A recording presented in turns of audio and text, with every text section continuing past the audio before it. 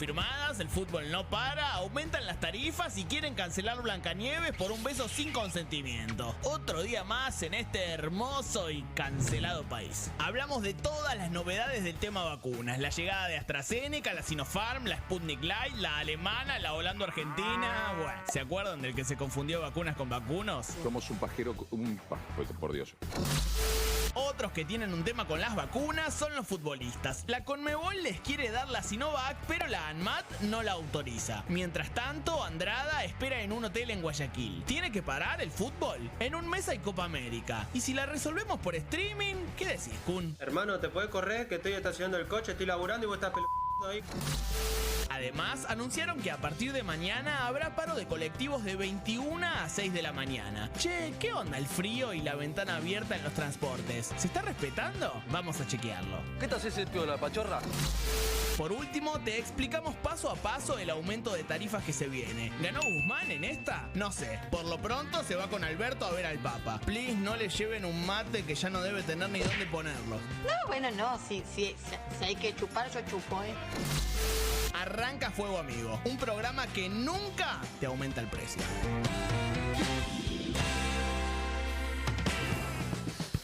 Hola, ¿qué tal? Muy buenas noches. Bueno, como ven, tenemos de todo en este programa, pero realmente yo arranco muy preocupado, 399 muertes en las últimas 24 horas.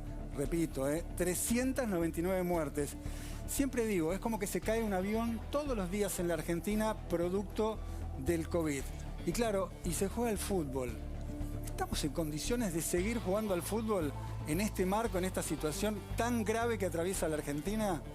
Bueno, preguntas que me voy haciendo y preguntas también vinculadas al COVID, preguntas vinculadas a las vacunas. ¿Llegan las vacunas? La segunda dosis que mucha gente está esperando, ¿van a llegar?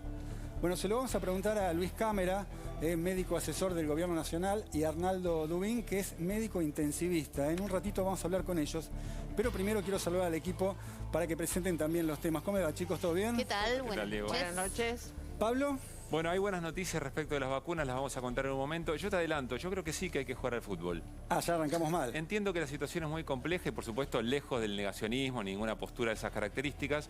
Después si querés te doy mis razones, pero creo que efectivamente hay que seguir jugando al fútbol. Yo creo que es una locura total, pero lo vamos a debatir un ratito, ¿Eli? Coincido con vos, si no va a haber clases presenciales, tampoco tiene que haber fútbol. Vamos a hablar un poco de la reunión del presidente Alberto Fernández con la CGT, precios, la clave. Y vamos a hablar también de otros precios que tienen que ver con el aumento de la telefonía celular, internet y el cable. Ana.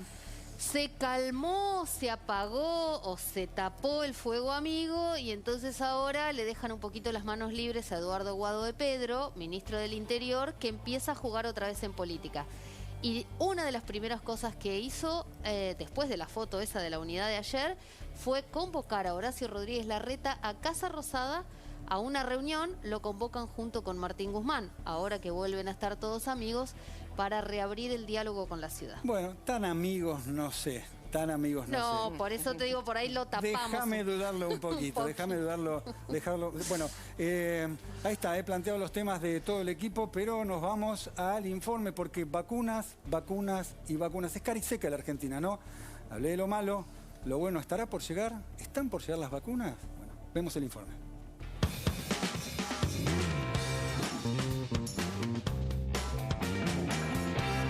Las noticias de las vacunas siguen siendo las más esperadas. Hoy la ministra Carla Bisotti confirmó la llegada de más dosis de AstraZeneca. ¿Cuántas vienen, Carla? 861.600 dosis de COVAX de AstraZeneca para que puedan ingresar al país a partir del 21 de mayo. Sumando buenas nuevas, Rusia sale a la cancha con otra vacuna. Por su parte, Rusia ha anunciado este jueves la autorización de la versión light de una sola dosis de su Sputnik V, con una eficacia de casi un 80% frente a más del 90% de la original. Y encima sirve para todas las variantes. Uf, qué alivio, hermano. Desde Alemania avanza a paso firme la CureVac. Y si todo sale bien, a finales de mayo ya ya está aprobada. Y parece que con una heladerita alcanza para almacenarla.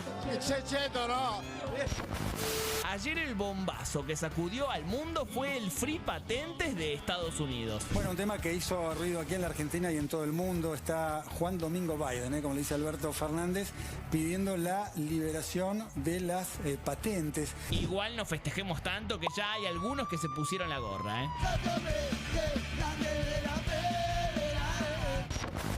Mientras tanto, el gobierno informó que el plan de vacunación avanza a paso firme. ¡Vamos, Che, pará, llegaron las segundas dosis de Sinopharm y ahora vienen las de AstraZeneca. ¿Y las de Sputnik? ¿Pasa algo si Moscú no las manda a tiempo? Bien, gracias Luis Cámara y Arnaldo Dubín. Muchas preguntas para hacer, pero quiero arrancar con Cámara. Le quiero preguntar cuándo van a llegar esta segunda dosis, ¿no? Hay mucha gente esperando con la expectativa porque, bueno, se demoraban, pero aparentemente estarían por llegar. Yo creo que llegan la tercera semana de mayo y se van a completar el plan de vacunación que tenía con esta segunda dosis, ¿no? Pero no sé exactamente la fecha, eso lo sabe bien Carla Bisotti, la Comisión Nacional de Inmunizaciones. Que me parece bien que solamente informen una vez que tengan seguridad que vayan a venir las vacunas para no generar una expectativa que de repente no es falsa. Pero bueno, están viniendo las vacunas, con dificultades, pero están viniendo. Ahora, Cámara, uno ve los números de las últimas horas y realmente vuelve a preocuparse. Son muy altos, tanto el término de los contagios como la cantidad de muertes, ¿no? Decía 399 en las últimas 24 horas. ¿Estamos haciendo las cosas mal? ¿Hay que ajustar un poquito más las tuercas? ¿Qué es lo que hay que hacer? Yo creo que hay que mantener las restricciones un tiempo más. El momento más difícil ya pasó, que fue la segunda semana y la tercera semana básicamente de abril, donde yo te diría que varios días, si uno ajustaba los números de positividad de un 25%, había varios números con más de 30.000 contagios, y eso es lo que está generando en este momento y en las próximas 2 semanas más o menos la cantidad de fallecidos que vamos a tener. Nosotros tenemos una tasa de letalidad del 2.2% y para que simplemente un cálculo para que uno sepa qué es lo que nos va a pasar, hoy tuvimos 24.000 contagios, eso es igual, digamos, a 480 fallecidos aproximadamente.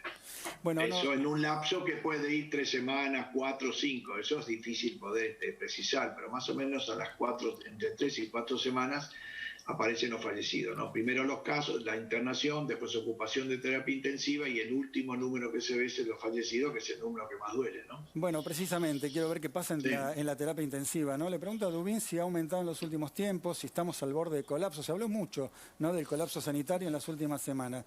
¿Cómo están hoy las terapias intensivas? No, ya pasamos el borde del colapso. Estamos en una situación de colapso sanitario abierto. Entendamos bien qué es colapso. A ver, ¿lo podemos explicar?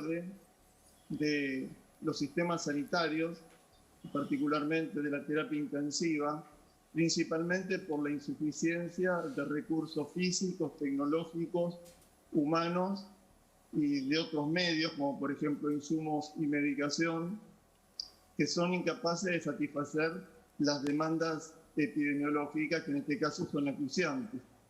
Y obviamente la resultante del colapso es el abrupto aumento de la mortalidad. Y en este sentido yo tengo que referirme al informe del Ministerio de Salud de la provincia de Buenos Aires, que comunicó la semana pasada que la mortalidad en terapia intensiva llegó al 67%, valores que son inaceptablemente altos.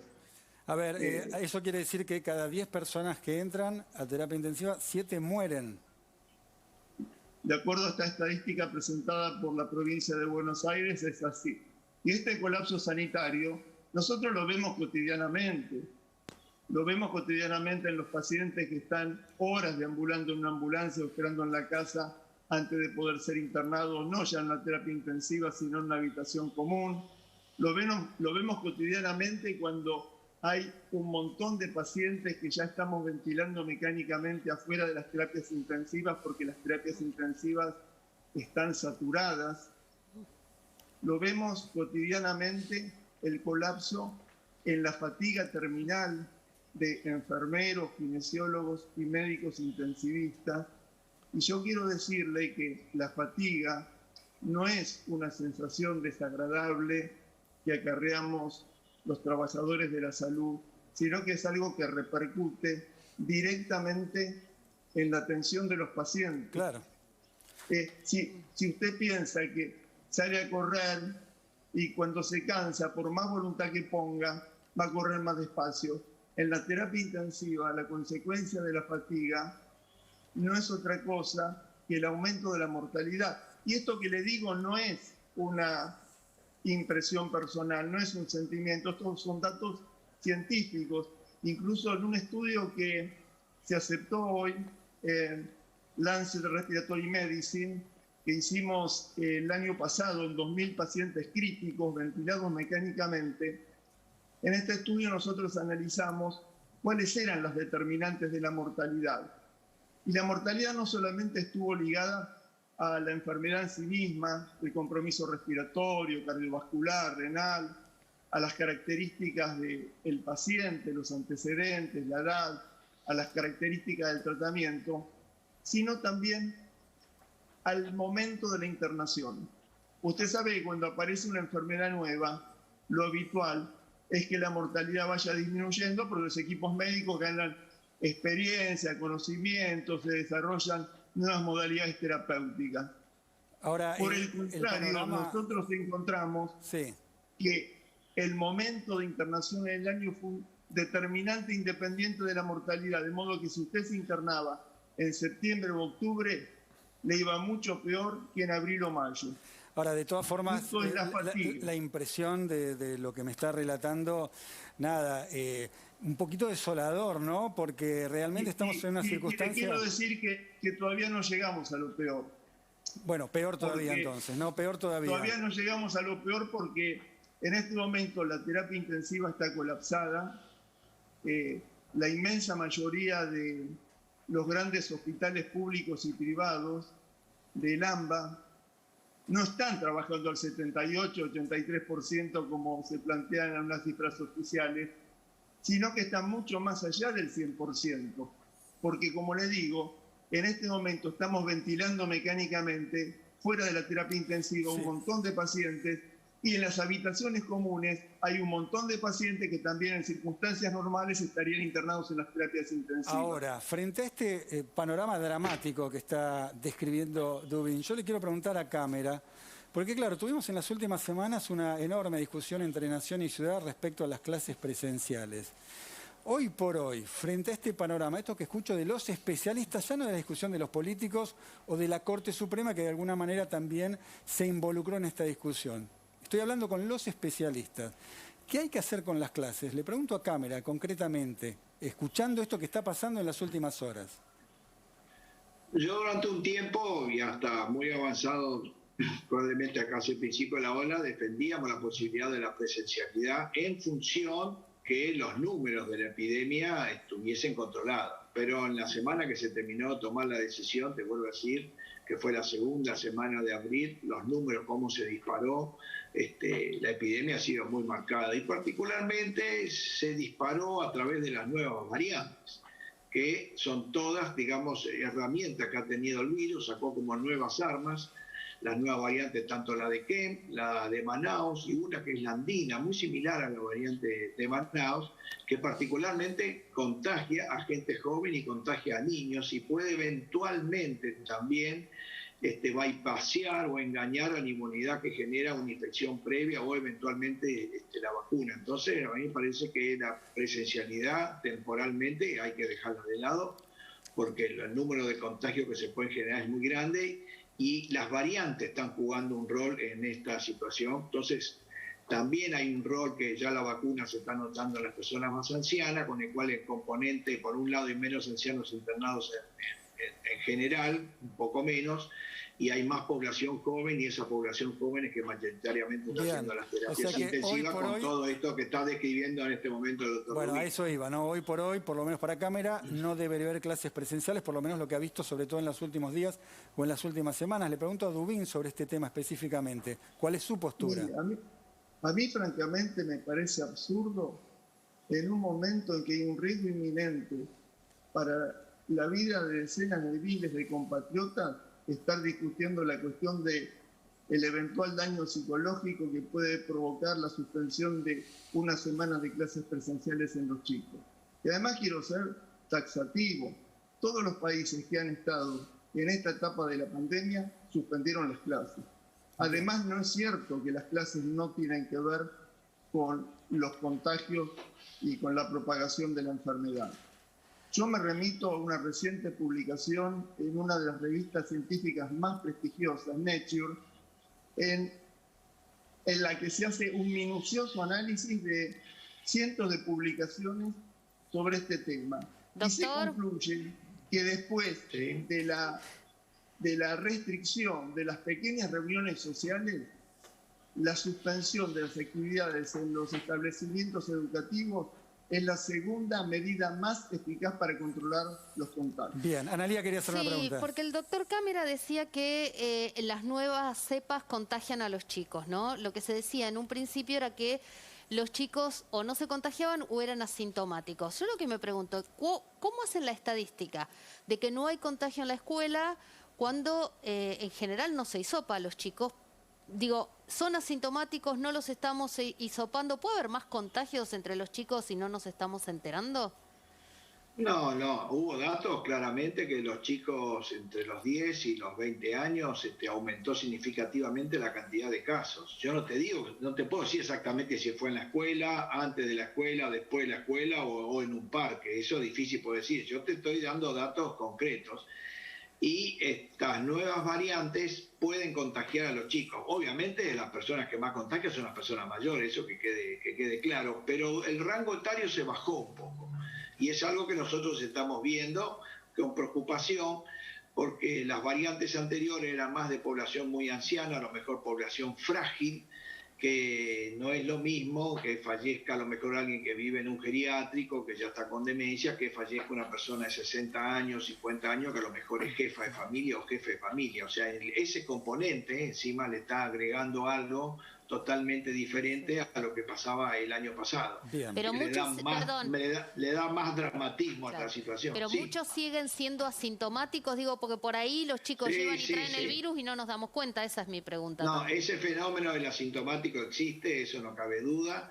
Es más, hasta eventualmente los vacunados que pueden reinfectarse, hasta cerca de un 2% también son totalmente asintomáticos pero contagian. O sea, el virus es increíblemente contagioso, eso que quede bien claro. Increíblemente contagioso, básicamente desde el punto de vista aéreo. Doctor, cierto sector de la dirigencia que se opone a las restricciones y que aún hoy no termina de comprender, en función de los números de contagio que tenemos en este momento, que son inaceptables, pero entiendo yo que sin restricciones hubieran sido el doble, una situación aún mucho peor, dicen no, en vez de pensar en restricciones hay que testear más. Después dicen, bueno, traigan vacunas, pero ponen un acento en el testeo como si efectivamente allí estuviera la madre de las batallas. ¿Cuál es el rol del testeo concretamente en este momento?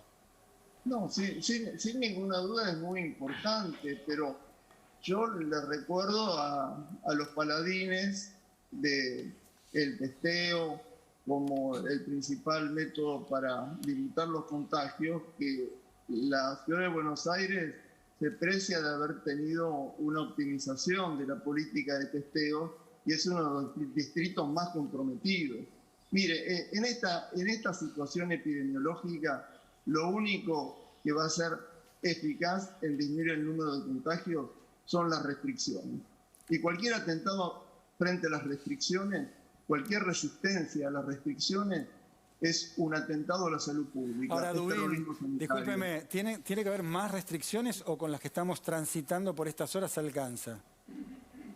Mi opinión, y así se lo transmití al presidente el viernes de la semana pasada, es que las restricciones deberían ser mayores. Porque estamos hablando de una situación extrema. Pero a ver, me gustaría, doctor, que me lo baje un poquito a tierra. Mayores restricciones, ¿qué haría de nuevo respecto a lo que se está haciendo ahora? Bueno, a mí me parece que las limitaciones deberían ser... Primero, tiene que haber controles, porque La situación está descontrolada. Usted puede ir a cualquier bar en la ciudad de Buenos Aires y está lleno de gente adentro. Es cierto, lo hablamos cuando salimos acá del canal, veíamos eso, sí, entonces, a mí me parece que cada gobierno debe asumir sus responsabilidades. Y hay gobernantes que se están comportando irresponsablemente, no solamente resistiendo estas medidas, sino también a través de la falta absoluta de control. A ver, me dijo controles. Esto ocurre en la ciudad de Buenos Aires, ocurre en la ciudad de La Plata, donde yo vivo. Sí, pero perdón, me dijo controles. ¿Qué más? Bueno, yo hubiera sido más estricto en el contexto de esta catástrofe sanitaria en la que estamos. Porque tenemos que hablar sin eufemismo. Estamos en una verdadera catástrofe sanitaria. Frenar más actividades. De la evolución de la pandemia. Frenar más actividades, doctor. Lo que usted dice es frenar más actividades. Yo creo que hubiera sido muy restrictivo preservando actividades económicas y comerciales esenciales y, por supuesto, con un fuerte apoyo económico a los sectores más comprometidos, más empobrecidos de la sociedad, que son también los que más sufren la pandemia. ¿Esto es volver a la fase 1? Probablemente algo así. Obviamente yo quiero ser claro, yo no soy epidemiólogo, no soy sanitarista y mucho menos soy gobernante. Yo estoy mirando desde la óptica de la terapia intensiva, yo tengo el sesgo del intensivista, pero yo estoy viendo la catástrofe en curso cotidianamente. Yo estoy viendo los pacientes que no estamos tratando correctamente. Le pregunto a Cámara si coincide con Dubín. Perdón, yo insisto, hoy tuvimos 2.800 contagios. Esto significa que 140 pacientes van a requerir dentro de unos días una nueva cama de terapia intensiva. Esa es la cifra de la ciudad de Buenos Aires. ¿Dónde van a ir? Esas cifras de la ciudad de Buenos Aires y los números generales ya impactan, más allá de la propia ciudad, los números generales de muertos que contaba, ¿no? 399 en las últimas 24 horas realmente espantan. Pero le quiero preguntar a Cámara si coincide con lo que está haciendo o con lo que está diciendo Dubín respecto a mayores restricciones, a la posibilidad por ahí de regresar a la fase 1. Yo creo que va a ser difícil en este momento, como está la sociedad, poder apretar un poco más. Sí, lo que me parece que hay que hacer es mayores controles, porque ahí, digamos, hay ciertas libertades, digamos, que se toman de más, que están complicando el tema. Desde el punto de vista, hasta con muchas manifestaciones callejeras, un montón de cosas que todos son elementos contagiadores, uno por uno va sumando un poquito de cada cosa y termina siendo mucho. Bien. Me parece que hay poco margen para volver a fase 1, eso yo lo creo en este momento. Ahora, doctor Cámara, usted decía que el pico se había registrado durante la segunda y tercera semana de abril. ¿Qué podemos Esos son los días de mayor aceleración. Probablemente el pico se haya superado en los últimos días de abril, más o menos. Ajá. ¿Y qué podemos esperar para las próximas semanas? Sobre todo porque se vino el frío y bueno, se va a seguir acentuando y además las enfermedades respiratorias son de esta época además. En teoría, de acuerdo a algunas proyecciones internacionales, el descenso tiene que ser relativamente rápido. Los últimos 2 días no ha sido así, con lo cual preocupa un poco ¿hasta cuándo? La situación. Deberíamos llegar a fines de este mes, más o menos parecido, o al principio, en la primera semana, ponerle de abril, o la última semana de marzo, y en junio bastante menos casos. Pero en la medida que estamos avanzando en esta semana de mayo, el número de fallecidos va a ser muy grande, porque ya se empiezan a acumular la tremenda carga de contagios que hubo la segunda y la tercera semana de abril. Así que, por ejemplo, darte un dato por las proyecciones, hoy fallecieron 400 personas. Para redondear, en realidad deberían haber fallecido entre 450 y 500 personas, más o menos. Sería el número desde el punto de vista epidemiológico. El número que nosotros contamos por día tiene mucha variabilidad de acuerdo a cómo se imputa. Fíjese que todos los fines de semana hay pocos fallecidos y eso no es real, sino que se imputa y después se termina, a lo largo de una semana o 10 días, se terminan emparejando los números. Entonces a veces seguir el día a día no es tan fácil porque hay mucha variabilidad. Ahora, frente a este panorama realmente desolador que están dando ambos, me gustaría tener la cara y seca de esta realidad. Están llegando algunas vacunas y Pablo tiene el detalle. ¿Por qué no lo contás, Pablo? Bueno, hoy se dieron dos situaciones muy buenas. Por un lado, en Rusia se aprobó la utilización de la primera dosis de la Sputnik. Se le denomina Sputnik Light. A mí me preocupa las denominaciones porque a veces vos decís Light y quizá un sector de la población dice, bueno, pero entonces no es lo suficientemente eficaz. Pero no es veneno, no es veneno. Bueno. No, está bien, pero bueno, más allá de eso, lo que han comprobado, en función de las personas que por algún motivo solamente se pudieron dar en Rusia, en determinado lapso de tiempo, la primera dosis, que ha llegado a una eficacia de muy cerquita del 80%. Entonces, se aprueba efectivamente y eso permite vacunar mayor cantidad de gente en menor tiempo. Y la otra noticia o la otra novedad la dio Carla Bisotti, la ministra de Salud, bien temprano, la llegada de más de 800.000 dosis de AstraZeneca, a partir de lo que efectivamente se liberó a Estados Unidos a COVAX, y en la segunda dosis, con lo cual había mucha preocupación sobre las personas que se habían dado la primera dosis, se vencían los tiempos y bueno, todos los miedos y las incertidumbres que eso generaba. ¿Se le puede decir al doctor Cámara si puede dar algún mensaje, sobre todo a aquellos que están esperando esta segunda dosis y quieren saber los plazos, sobre todo que pueden esperar entre una dosis y la otra, ¿no? Porque yo tengo versiones contradictorias, si son 3 semanas, si puede ser un poquito más, que depende qué vacuna es, si es la Sputnik, la Sinopharm. ¿Qué le podemos decir a la gente? Se hizo un plan que se podía esperar hasta 3 meses con la Sputnik y con la de AstraZeneca. La Sinopharm tiene que ser un poco más rápida y además con la de Sinopharm hay un fenómeno que se tuvo que apurar la posibilidad de segunda dosis porque no se podía asegurar que a lo largo de los próximos meses sigamos recibiendo la vacuna de Sinopharm porque China dijo primero tenemos que vacunar a todos los chinos y a partir del 1 de julio veremos si podemos empezar a vender nuevamente vacunas. Entonces, ante una posibilidad que pasase un cierto tiempo sin que la gente se pueda vacunar, se prefirió que estas dosis completar el plan de vacunación. No parece que vaya a ocurrir lo mismo con la de Sputnik. Luis, sería un error. Yo creo que a lo largo de este mes y medio vamos a tener un buen número de vacunas que va a ser mejor. Y aquí unas pequeñas cosas porque a lo mejor no me expresé bien. Yo creo que la epidemia se está apagando. La primera semana parecía más rápida, en este momento esta segunda ola se detuvo un poco. Y hay un número de la utilización de cama de terapia intensiva que se estabilizó hasta tiende a bajar, con lo cual da la sensación que se alcanzó una meseta. Bueno, pero por supuesto una meseta altísima, no cabe duda que alta, con todo lo que explicó el doctor Dubín, que no. Claro, él me dice que no, pero bueno. Por eso, pongamos una pausa ahí, porque quiero escucharla a Dubín, porque el panorama de Dubín no tiene nada que ver con lo que está contando el doctor Cámara. Es más, lo que ha trascendido es que hay ambulancias paseando por distintas clínicas y sanatorios porque no tienen a dónde dejar a los pacientes. ¿Es así, Dubín? Efectivamente. Efectivamente, es así, la situación no se alivió.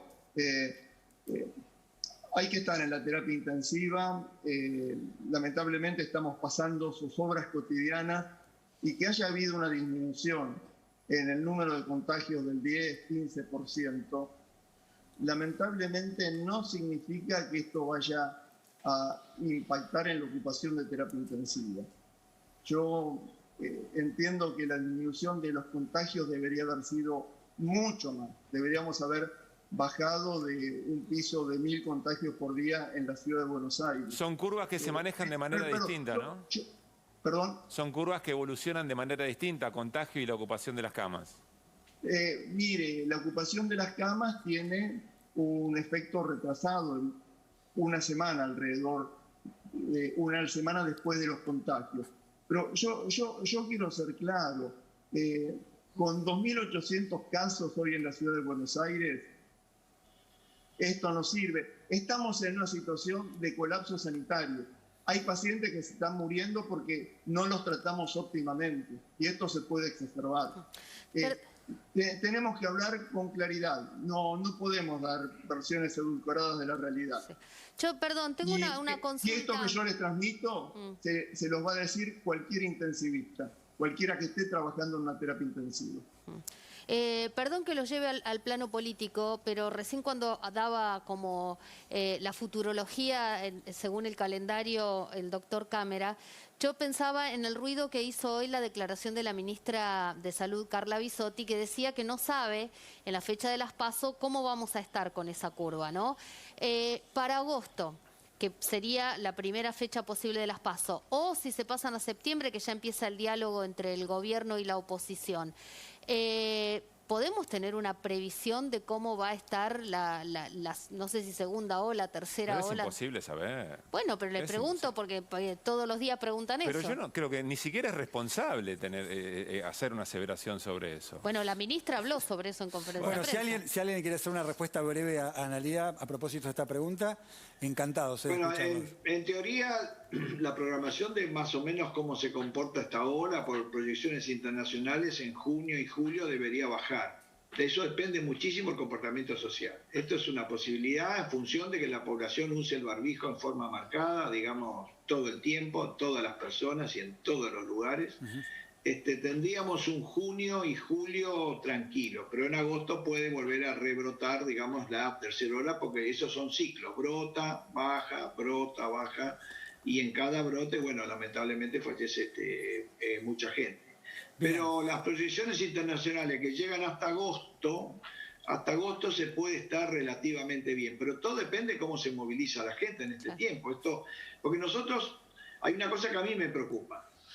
Uno ve los números y parece que van a ir mejor dentro de relativamente poco tiempo. Pero así estábamos también en noviembre. Claro. Y después pasó el fenómeno de las intensísimas movilizaciones de noviembre, 1,5 millones de personas en la calle, y después rebrotamos en todo lo que es diciembre, antes de la fiesta, que quede bien claro, antes de la fiesta. Y ese rebrote, que la gente lo toma un rebrote, bueno, parece que fue un tropezón, que ese tropezón se llevó 14.000 habitantes. Doctor, entonces, a mí me da un temor de que volvamos a tener, digamos, o una meseta alta en este descenso o un rebrote, porque no cumplimos normas de aislamiento. Pongamos un punto ahí. Yo le agradezco al doctor Arnaldo Dubín que haya estado con nosotros en Fuego Amigo, y le pido al doctor Cámara que me guarde un minuto, que me está llamando el móvil. Lo quiero retener por un tema puntual, pero le pido por favor que se quede. Vamos a tomar contacto con Mica, nuestro móvil. Mica, ¿a dónde estás, Mica? Hola Diego, buenas noches. Noche gélida, bien fría en la ciudad de Buenos Aires y alrededores. Estamos en la terminal de transbordo Puente Saavedra, en la terminal de colectivos. Vinimos hasta acá para poder hablar con un chofer de la línea 133, sobre todo, ¿no?, cómo es trabajar con este frío y con el protocolo que dispuso el Ministerio de Transporte hace unas semanas, que es viajar con las ventanas abiertas o con las ventanas bajas. Buenas noches, ¿cómo es tu nombre? Tomás. ¿Qué tal? Tomás, ¿cómo se viaja en estos momentos con este frío y con las ventanas abiertas? Y mirá, a la noche dentro de todo no hay mucha gente. Sí se pasa un poco de frío por el tema de que hay que ir con todo abierto, pero generalmente se respetan los protocolos. Por ahí tenés algún pasajero que viene con el barbijo bajo, bueno, pero se le pide que se lo suba y dentro de todo lo cumplen. ¿Tuviste problemas con algún pasajero? ¿Le tuviste que remarcar que se suba el barbijo o que, por ejemplo, mantenga por ahí la cuando distancia? están abajo les pedí, ya les vas haciendo seña como que se pongan el barbijo y la mayoría lo hace. ¿Y las ventanas también se suben y las cierran? Y algunos sí, te cierran las ventanillas y por ahí tenés que llamarle la atención para que te dejen las ventanillas Sí, abiertas. Diego, sí, me te No, escuchamos. eso te iba a decir, ¿no? Si de alguna manera ellos terminan siendo guardianes de la situación y tienen que imponer que la gente tome distancia, que use el barbijo, que no suban más personas las que tienen que subir, que creo que no es el rol de ellos, pero de hecho lo tienen que ejercer. ¿Tuvo alguna situación conflictiva por esto que él está remarcando, que tiene que advertirle a la gente lo que tiene que hacer? Tomás, ¿tuviste alguna situación puntual en la que tuviste que remarcarle a algún pasajero, digamos, algo que haya pasado a mayores? No, por ahora no. Por suerte no. En este horario se viaja tranquilo. En este horario sí. Pero, ¿cuál es el horario más complicado tal vez para viajar? Y entre las 5 de la tarde y las 7 o a la mañana, de 6 de la mañana a 9, esos son los Ahí horarios. se complica mantener la distancia. Y ahí respetar. puede ser. Pasa que bueno, tenemos un límite de 10 pasajeros parados. ¿Y se cumple en ese horario? Sí. Se cumple. Sí, yo por lo menos lo cumplo. Bien. Hay que Mañana decir, está Mica, anunciado un paro. Claro, eso te iba a decir, Mica. Sí. Sí, ahí yo lo que tengo entendido es que por ahora no hay nada seguro. No sé, no tengo entendido que no es un paro de parte nuestra. Ok, sí, decime, Diego, te escuchamos. No, claro, esto lo están realizando, convocando las propias cámaras empresarias por un reclamo de mayores subsidios ante aumento de costos y aumento de salario. Esto es lo que dicen por lo menos. Y están avisando que a partir de mañana, día viernes, a las 9 de la noche, comienza el paro. Por lo cual, a esta hora, mañana, aparentemente, si es que no se soluciona antes, no va a haber servicio de colectivos, y esto se lo decimos a la gente que toma tarde el servicio. Parece que el amigo, el colectivero, no está informado, por lo menos dice que no está al tanto de que esto sea algo ya cumplido, a cumplirse. Entonces, ¿me confirmás, Tomás, que ustedes no tienen información concreta de que el paro se vaya a realizar? Claro, por ahora no hay nada concreto. Veremos mañana qué pasa. En el caso de que se confirme, ¿te adhiere la línea 133 al paro? Y por ahora no sabemos nada de eso. A nosotros no nos dijeron nada en concreto. ¿Y qué pensás de la medida? No, la verdad que no tengo ningún tipo de opinión porque no sé bien en qué se basa. O sea, como esto es muy reciente, salió ahora. Sí, hay que advertir. A ver, hagamos una diferencia. No es un paro de los trabajadores. Esto no está convocando la UTA, es como dice Eli, es un lockout. Son las cámaras empresarias que le están reclamando al gobierno mayores subsidios, dicen ellos, por incremento de costos e incremento también en los salarios. ¿No es así, Sí, Eli? es así, la UTA no tiene nada que ver. No es una medida de fuerza laboral, es una medida de fuerza empresaria, un lockout. Bien, Mica, gracias al amigo colectivero, también gracias por estar con nosotros en Fuego Amigo esta noche. Les mandamos un saludo y nos vamos al corte y ya regresamos con mucho más de Fuego Amigo y vamos a debatir si tiene o que no haber fútbol. Yo creo decididamente que no tiene que haber fútbol. El señor Pablo Caruso. Estoy convencido que tiene que haber. Bueno, convencido. Lo discutimos al regreso, dale.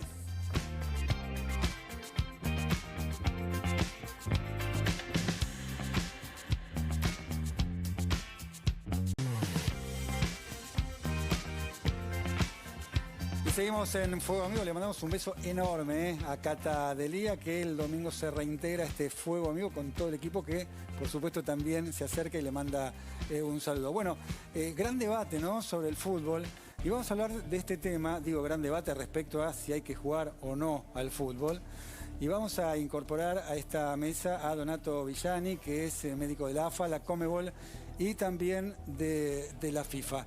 Pero vamos a introducir el tema con el siguiente informe.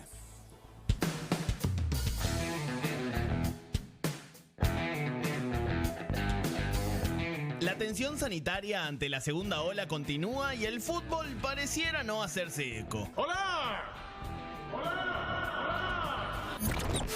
Ayer hubo récord de muertes por coronavirus en el país con 663 personas fallecidas. Hoy, los contagios fueron 24.086. Además, el porcentaje de ocupación de camas de terapia intensiva en todo el territorio es del 68,8% y de 76,5% en el AMBA. Hace unas semanas, el récord de contagios superó la barrera de los 27.000. Esta semana, Independiente atravesó una odisea al viajar al Brasil. Al dar positivo, 8 jugadores fueron deportados, retenidos y durmieron en el aeropuerto. Y hasta hubo futbolistas demorados por agarrarse con la policía. Bueno, vamos a jugar. En Boca, tras dar positivo, Esteban Andrada se encuentra aislado en un hotel en Guayaquil sin que se le permita regresar al país. Con nuevas cepas, récord de contagios y muertes, ¿debe seguir el fútbol en plena segunda ola? ¡Que viva el fútbol, Pescoleche! Bueno, le pregunto al doctor Villani, voy hablando de fútbol con una patada derecho al tobillo, doctor, permítamelo. Recién escuchamos el panorama de los especialistas, ¿no? Vemos el nivel de contagios que hay en el fútbol y la pregunta concreta es, ¿tiene que seguir el fútbol en estas condiciones? ¿Están dadas las garantías epidemiológicas para que siga el fútbol? Bueno, nosotros, por orden del presidente Tapia, hace exactamente un año empezamos con el primer protocolo de la Asociación del Fútbol Argentino. El protocolo fue mutando a medida que se fue conociendo los efectos de esta enfermedad. Hoy por hoy, el protocolo que utiliza la Asociación del Fútbol Argentino es exactamente el mismo que se utiliza en todo el mundo. Yo formé parte de la confección del protocolo de la Conmebol y de FIFA. Si a eso le agregamos que es un grupo etario que no padece en ninguna forma la enfermedad en forma severa, si le agregamos que se hace al aire libre, si le agregamos que hay un compromiso de la dirigencia del fútbol argentino de cumplir con los protocolos, si le agregamos que los equipos que juegan en Libertadores y Sudamericana son testeados cada 72 horas, si le agregamos que todos los equipos del fútbol argentino se testean cada 5 días, si a su vez vemos que el índice de contagio no llega al 1% de todos los jugadores del fútbol y a su vez el fútbol es una de las pocas actividades que trabaja con un médico a no más de 20 metros y concentra con el médico, yo creo que las condiciones están dadas para que el fútbol se siga jugando. Sucede... Sí. No, déjeme ser abogado del diablo, ¿no? Uno ve un montón de contagios, hay casos emblemáticos como el de Andrada que queda varado allí en Ecuador, producto de los contagios. Escuchamos a los especialistas diciendo incluso que habría que cerrar las escuelas en estos días, producto de el nivel de muertes y contagios, ¿no? Casi 400 en las últimas 24 horas. No son esenciales, además. ¿Cuál sería la razón para que no tengan un parate por un tiempo determinado, ¿no? Mientras pase hasta por lo menos hasta que pase la segunda ola? Lo que acabo de decir es justamente para demostrar que parar el fútbol no tiene ningún significado epidemiológico. Te repito, se hace al aire libre, hay muchos equipos que testean cada 72 horas, los equipos del fútbol argentino se testean cada 5 días, trabajan con un médico permanentemente y no sería bueno compararlo con una actividad totalmente distinta como es en un lugar cerrado en un colegio. A su vez, los jugadores, el protocolo es muy estricto y en el caso que vos bien marcás, en el caso de Andrada, fue un tema administrativo, como todos sabemos, y en el caso de los jugadores de Independiente también fue un tema administrativo. O sea, en el caso de Independiente eran jugadores que tenían su PCR positivo, porque tenían un PCR positivo persistente, que todos sabemos que epidemiológicamente no trae ninguna alteración, pero hay estados de Brasil que no permiten el ingreso de gente con PCR positivo. Y en el caso de Andrada es un caso muy llamativo, puesto que el viernes el chico se testea para jugar el domingo y el domingo se testea para poder jugar el martes. ¿Qué sucede? Como debían viajar, viajó y se enteraron de su positividad al llegar. Por supuesto que después hay normas epidemiológicas e internacionales que hay que respetar. O sea, no son ejemplos para tener en cuenta. Lo que sí es para tener en cuenta que el 1% de los jugadores del fútbol argentino tuvieron problemas con el COVID. Déjeme preguntarle al doctor Cámara, a propósito de esto que está diciendo, qué postura tiene y sobre todo los contagios, ¿no? Que han bajado las edades, o por lo menos los más jóvenes se están contagiando más. Yo no sé si es producto de las nuevas cepas o de la campaña de vacunación en los más grandes. Pero le pregunto al doctor Cámara si está de acuerdo con la continuidad del fútbol o no, si cree que es más o menos un lugar o un momento donde los jugadores no se contagian. Yo creo que hay que continuar. Para mí el fútbol es contagiador en el momento a donde se moviliza gente. No es un problema de los jugadores, sino es el problema de la hinchada.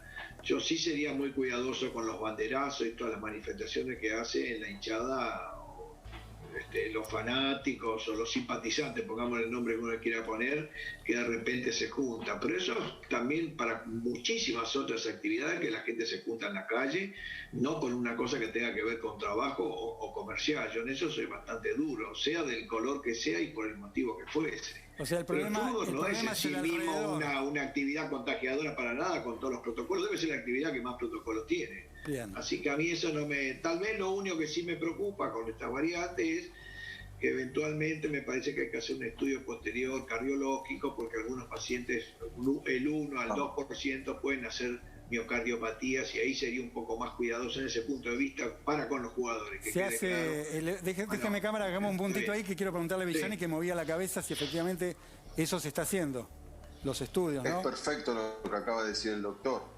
Ya en el fútbol a nivel mundial, todos los deportes de alto rendimiento sabemos que hay un alto índice de miocarditis. Hemos tenido en esta semana 2 chicos que han tenido el problema, pero ya prácticamente no existe la posibilidad que no se los estudie los jugadores detenidamente. El fútbol gasta mucho dinero en cuestiones médicas de diagnóstico y seguimos los parámetros internacionales y estamos muy atentos con las complicaciones que se están observando a nivel mundial, las miocarditis por COVID. Ahora, Villani, quería preguntarle cómo es la situación de la vacunación, porque aparentemente se van a vacunar los jugadores argentinos que disputan partidos a nivel Conmebol en Uruguay y en Paraguay, pero hay algunos clubes argentinos que se resisten a llevar a sus planteles a vacunarse en Uruguay y en Paraguay. ¿Qué pasa con eso? ¿Y qué vacuna? Todavía no está definido. Sucede lo siguiente, la Conmebol es la única institución privada mundial que ha logrado conseguir sus vacunas para vacunar a todo el fútbol profesional sudamericano. En un primer estadio se van a vacunar los equipos que participan en la Copa Libertadores y Sudamericana, los que entran en el sector A, que serían 55 personas por equipo. Después se vacunarían los equipos que van a participar en la Copa América, las selecciones. Pero disculpe, doctor, ¿con qué vacunas? Quiero terminar con la idea, si no, no nos vamos a entender. En tercera etapa se van a vacunar los equipos profesionales de fútbol masculino y femenino, y en cuarta etapa se van a vacunar los dirigentes y se van a bonificar los auxiliares. Sucede que la vacuna que se va a utilizar no está avalada por la ANMAT todavía en la Argentina. Entonces, se están barajando posibilidades que bajo ningún punto de vista están definidas, porque una de las posibilidades es que cuando los equipos viajen sean vacunados. Sucede que hubo equipos argentinos que podrían ser vacunados y no aceptaron vacunarse porque juegan en 72 horas y tienen miedo de alguna posible complicación que puede traer la vacuna, como el desgano, decaimiento, procesos febriles, y no puedan ser utilizados. Estando claro, yo creo que la Conmebol ha hecho un trabajo excepcional a conseguir 50.000 vacunas en forma gratuita para todo el fútbol profesional sudamericano. Estando claro que no es una actividad contagiadora, yo creo que el debate pasa a otro lado y hay consenso sobre esto, evidentemente. Por supuesto que se respeten los protocolos, si no se respetan es un escándalo. Pero entonces el debate es otro. Parar el fútbol puede ser, en términos de ejemplo o simbólico, muy fuerte para alertar a la sociedad, o el fútbol puede ser algo que es bueno sostener, porque si vos estás invitando a la gente a quedarse en su casa y lo que representa el fútbol en nuestra cultura popular, estás ofreciendo también un motivo para estar un poco más guardado. Para mí, ahí se traslada la discusión, siendo una actividad no contagiadora, porque eso está claro, ahí no hay discusión. Bueno, vamos a decirle a los invitados que tenemos un debate con Pablo, ¿no? Respecto a si eso no es esencial, seguramente hay muchos trabajadores que no son esenciales y que evidentemente no pueden salir a trabajar y ven que los jugadores sí pueden salir a trabajar y evidentemente pero hay un está claro choque que no de es criterio. esencial, pero el rol del fútbol no es solamente, yo entiendo, es un enorme negocio que no puede parar, esa es una razón seguramente mayúscula. Bueno, pero también es muy importante para la gente. Vos estás diciéndole quédate en casa. Bueno, pero para la gente también es importante ir a un gimnasio, a una escuela de danza. Porque en el gimnasio te contagiás, son actividades que no puedes hacer. Al aire libre, una actividad deportiva, está diciendo el médico que no te contagiás. Bueno, pero vos no podés hacerla hoy. O sea, los chicos no pueden jugar al fútbol. Menos de 10 personas en el aire libre se pueden juntar. Por ahí es necesario. Un partido de fútbol, pero un partido de fútbol de 11 contra 11 en una cancha abierta no se puede. Pero son discusiones distintas. No me estás comparando lo que cada uno de nosotros puede hacer respecto de lo que significa el fútbol en nuestra cultura popular. No nos vamos a poner de acuerdo. Se nos está haciendo el tiempo, la seguimos después del programa nosotros. Pero déjenme despedir a los invitados. Villani, gracias por el tiempo que estuvo con nosotros y por esta reflexión a propósito de esto que evidentemente, por lo menos entre nosotros, genera debate. Muchas gracias. No, el placer es mío. Buenas noches. Buenas noches. Doctor Cámara, también, gracias especiales, además porque hicimos laburar mucho, ¿no? Desde el inicio del programa hasta el final. Lo tuviste de columnista. Déjame decir una pequeña cosa. 10 segundos, nada más que nos vamos, 10 segundos.